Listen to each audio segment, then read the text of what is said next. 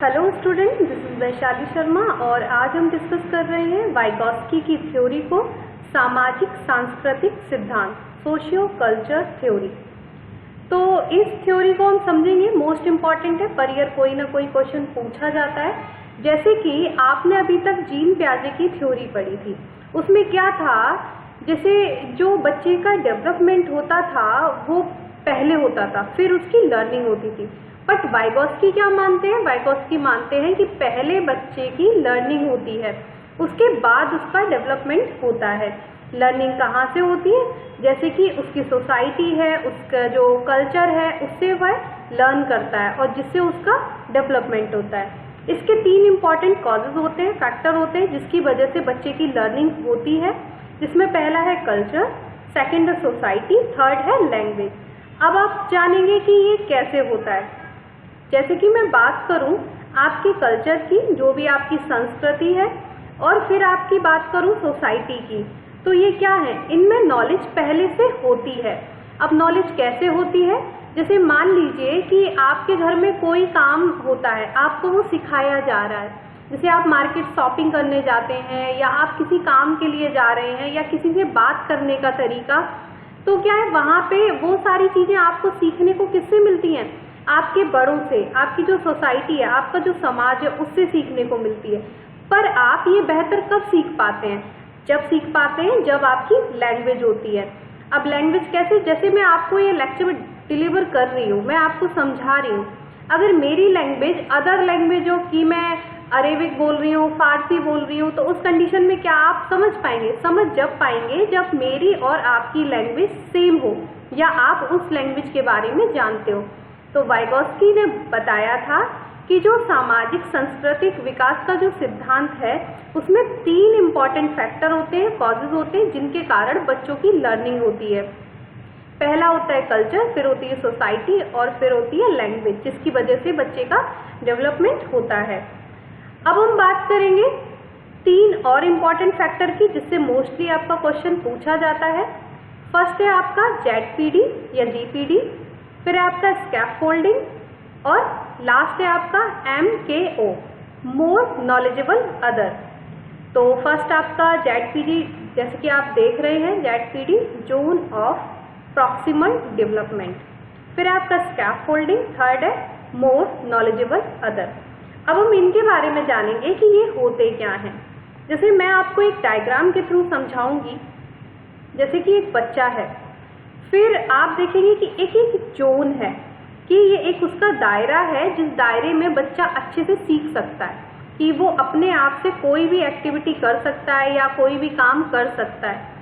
पर आपको लगता है कि सिर्फ उसका एक लिमिट है कि यहीं पर वो सीख सकता है, कि अगर उसको हेल्प दी जाए तो बच्चा इससे ज़्यादा भी सीख सकता है। तो एक कंडीशन आती है कि एक और जोन क्रिएट होता है, जहाँ पर बच्चा या तो खुद से सीख सकता है, सेल्फ से सीख सकता है, या किसी की हेल्प से सीख सकता है। तो यहाँ पे जो ये एक दायरा होता है, एक लिमिट होती है, जहाँ पर हेल्प से बच्चा सीख सकता है, क्योंकि जो सेल्फ था, सेल्फ से तो वो खुद से एक जोन था, उसमें वो कर रहा था। बट अब ये उस जोन से बाहर जाना चाहता है, कि मान लीजिए आपको साइकिल चलानी आती है, या आपको क्रिकेट खेलना आता है, थोड़ा बहुत आता है, ठीक है, उसके बाद वो आपका एक जोन है, उसमें अगर आपको हेल्प दी जाए तो वो क्या कहलाता है? ZPD, ठीक है, जोन ऑफ प्रॉक्सिमल डेवलपमेंट, कि आपका संभावित विकास का क्षेत्र होता है, जहां पर आप चीजों को सीख सकते हैं अच्छे से। अब हम बात करेंगे जो हेल्प होती है, हेल्प क्या कहलाती है? जो हमारी हेल्प होती है वो हमारी कहलाती है स्कैफोल्डिंग, ठीक है। और स्कैफोल्डिंग क्या होता है कि एक बच्चा है जिसे हम अगर हेल्प दें तो वो अच्छे से सीख सकता है। मान लीजिए आप क्रिकेट सीखना चाह रहे हैं, तो क्रिकेट आता है आपको, ये एक आप खुद से सीख सकते हैं। बट अगर आपको हेल्प दी जा रही है, जो कोच है जो आपको सिखा रहा है, वो क्या है? वो आपकी स्कैफोल्डिंग होगी। और स्कैफोल्डिंग कौन देता है? स्कैफोल्डिंग देता है MKO, मोर नॉलेजेबल अदर, जो भी आपसे थोड़ा ज़्यादा जानता हो। अब आपसे ज़्यादा कौन कौन जान सकता है? जैसे MKO में कौन कौन आता है? आपके टीचर हो सकते हैं, आपके सीनियर हो सकते हैं, आपके पेरेंट्स हो सकते हैं, और कुछ कंडीशंस में हम ये कह सकते हैं बच्चे भी हो सकते हैं। जैसे आज के टाइम में मैं मानती हूँ कि मोबाइल है, मोबाइल एक मशीन टाइप से होता है कि मान लीजिए आपके जो बड़े हैं वो इसको चला सकते हैं, थोड़ा बहुत वो टच करना जानते हैं, वो उनका एक जोन है। उसके बाद जोन ऑफ प्रॉक्सिमल डेवलपमेंट, संभावित विकास का क्षेत्र, वो कब होगा? जब उन्हें हेल्प दी जाएगी। और हेल्प कौन देगा?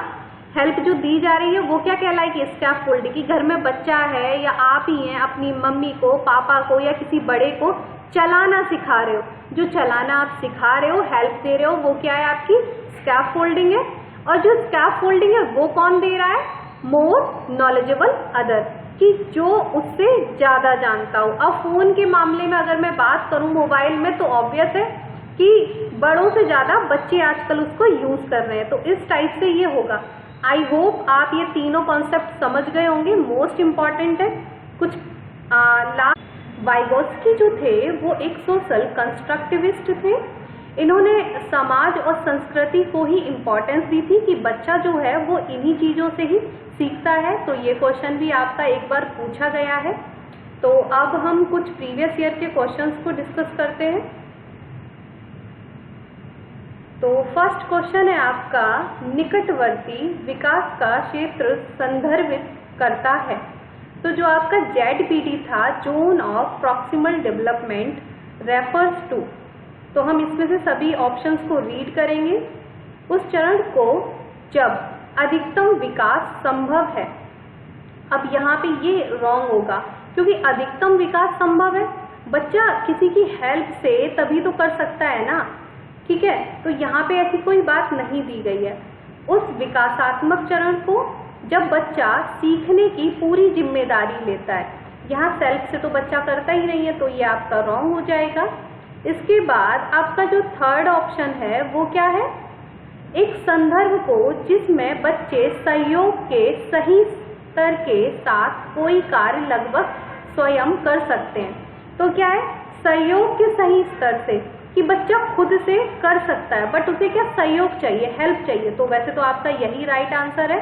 लास्ट को भी पढ़ लेते हैं। उस सीखने के बिंदु को जब सहयोग वापस लिया जाता है, ये तो बिल्कुल रॉन्ग है, ठीक है। तो राइट आंसर आपका हो जाएगा थर्ड। इसके बाद निम्नलिखित में से किस मनोवैज्ञानिक ने बच्चों को ज्ञान के सक्रिय जिज्ञासु के रूप में देखते हुए उनके चिंतन पर सामाजिक एवं सांस्कृतिक विषय वस्तुओं के प्रभाव को महत्व दिया? ठीक है। अब जहाँ पर समाज और संस्कृति की बात हो जाए, सांस्कृतिक चीजों की बात हो जाए, तो यहाँ पर सिर्फ एक ही नाम आता है, लेव वाइगोत्स्की, ठीक है। तो आपका राइट आंसर हो जाएगा ये। लास्ट है आपका, वाइगोत्स्की के अनुसार जब एक वयस्क बच्चे के निष्पादन के वर्तमान स्तर को सहयोग द्वारा विस्तारित करता है तो इसे क्या कहते हैं? तो जो ये सहयोग दिया जा रहा है उसको हम क्या कहेंगे? उस सहयोग को हम कहते हैं स्कैफोल्डिंग। आई होप आपको ये समझ में आया होगा। Thank you so much.